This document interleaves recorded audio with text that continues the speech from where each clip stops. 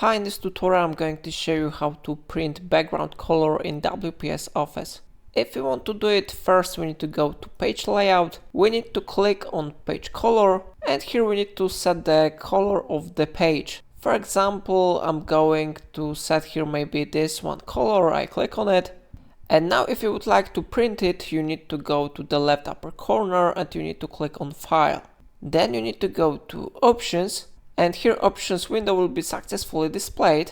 Of course, we are interested in to go to Print tab, so I select it. And now you need to check this one option, Print background colors and images. I click on this one box, and after that I click OK button. Now if you will print this document, it will be printed with the background color. Of course, we can check it in print preview, we can click on it, and how you see it really works.